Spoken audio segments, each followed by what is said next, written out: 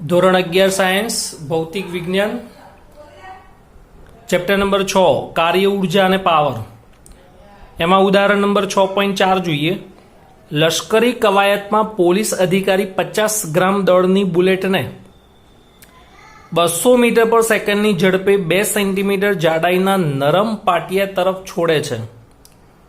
બુલેટને તેની પ્રારંભિક ગતિ ઉર્જાની 10% ઉર્જા સાથે તેમાંથી બહાર નીકળે છે। તો બહાર નીકળતી બુલેટની ઝડપ કેટલી હશે? બુલેટનું પ્રારંભિક દળ આપી દીધું છે m બરાબર 50 ગ્રામ, કિલોગ્રામમાં કન્વર્ટ કરો એટલે 50 × 10⁻³ કિલોગ્રામ। બુલેટની પ્રારંભિક ગતિ ઉર્જા તો k1 બરાબર 1/2 mv1²। દળ કેટલું છે? 50 × 10⁻³।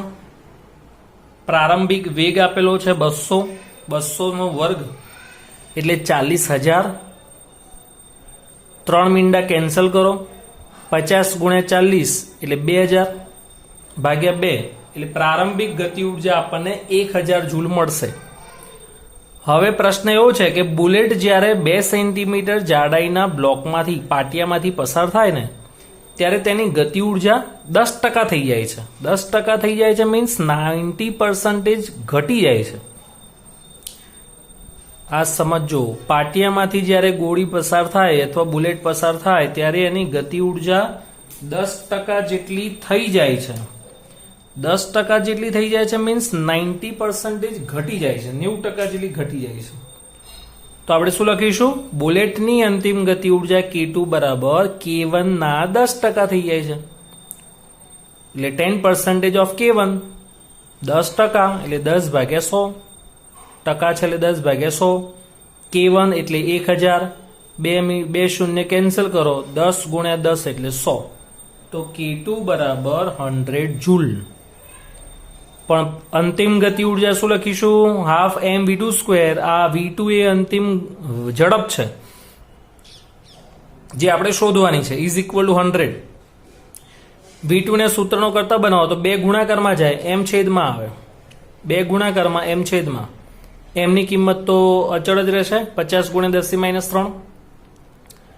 ગણતરી કરશો એટલે 4000 નું વર્ગમૂળ 63.2।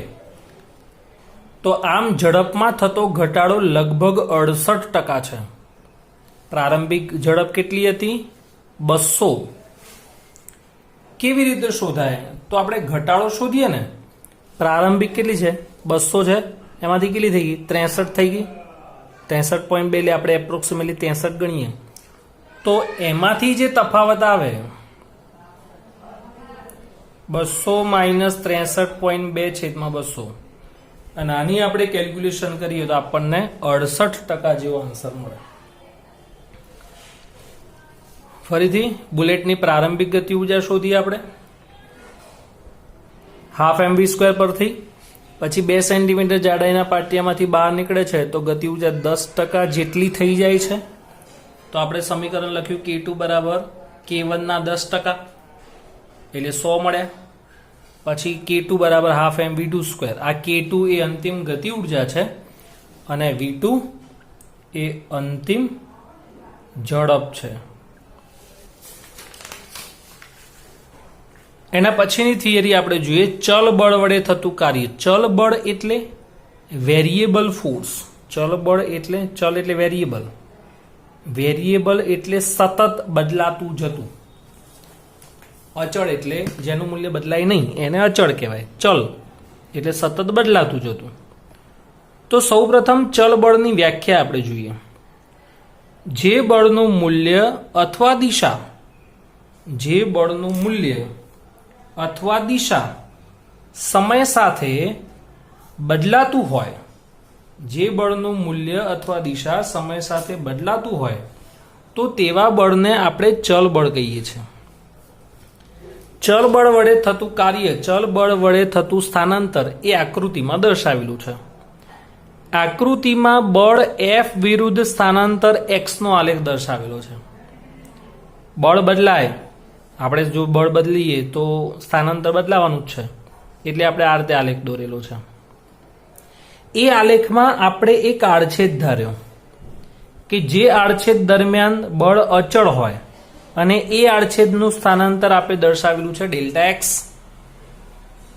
એમસીક્યુ માટે આ ખાસ ધ્યાન રાખજો કે બળ એફ વિરુદ્ધ અંતર એક્સ વડે ઘેરાયેલું ક્ષેત્રફળ એ કાર્યનું મૂલ્ય આપે છે.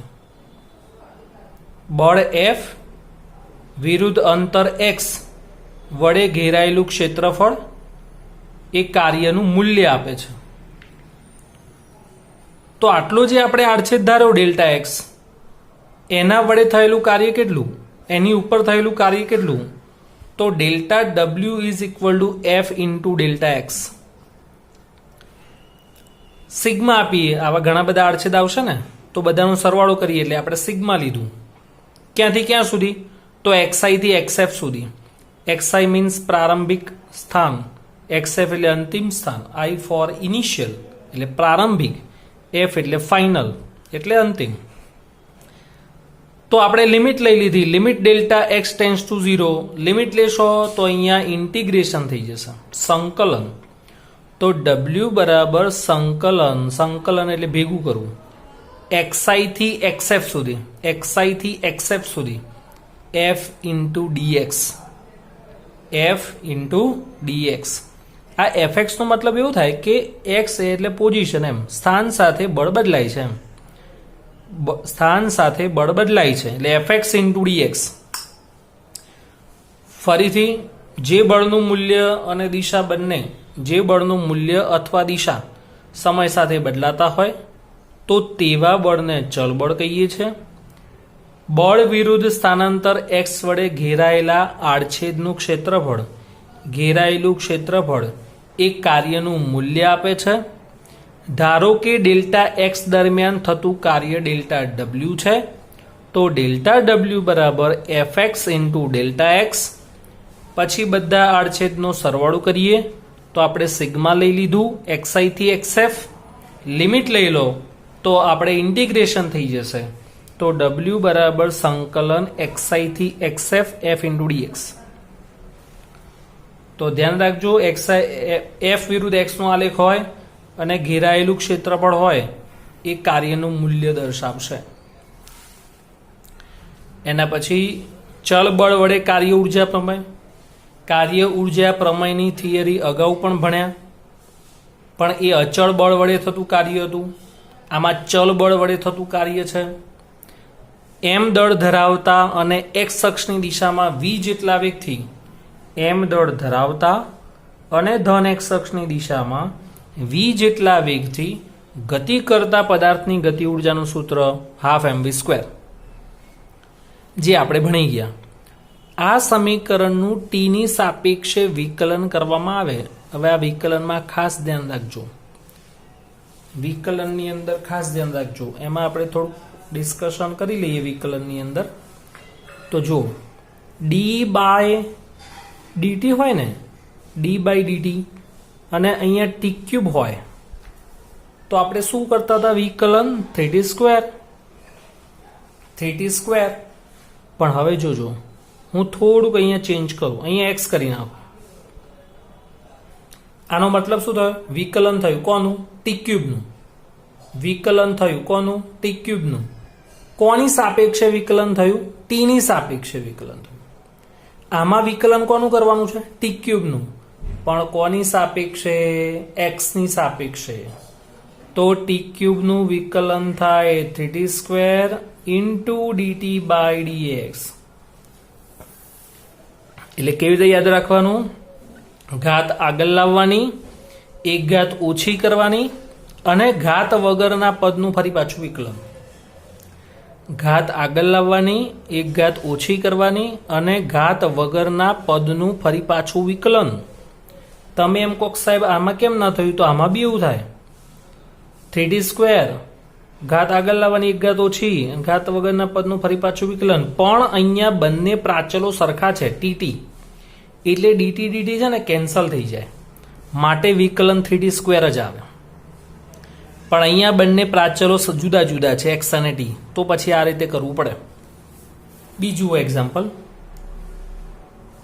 ધારો કે આવી રીતે હોય d by dv v square, તો વી સ્ક્વેરનું 2e, કારણ કે અહીંયા બંને પ્રાચલ સરખા જ છે, પણ જો અહીંયા આ રીતે હોય d by dt v square, તો વી સ્ક્વેર નું વિકલન શું થશે? 2v dv by DT. તો એવી રીતે આપણે અહીંયા વિકલન કરીશું. તેની સાપેક્ષે વિકલન કરતા k નું વિકલન થશે dt by dk by dt. 1/2 તો અચળ જ હોય, દળ હંમેશા અચળ જ રહે, એટલે 1/2 એમ અચળ. વી સ્ક્વેર નું વિકલન થશે 2v dv by dt. 2 cancel કરો. વેગનું સમયની સાપેક્ષે વિકલન કરતા પ્રવેગ મળશે, એટલે આ જે છે ને dv બાય dt એ થઈ જશે, તો mva. પણ ma બરાબર તો f થઈ ગયું, f બરાબર ma, તો ma ની જગ્યાએ f લખી નાખ્યું, vm ના m. હવે પાછું v શું છે?